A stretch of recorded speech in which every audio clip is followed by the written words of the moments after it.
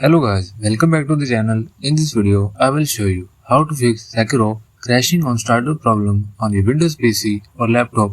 So to fix this issue, follow every step as I am showing in this video. And don't forget to subscribe this channel and press the bell icon. Hope so this will fix your problem.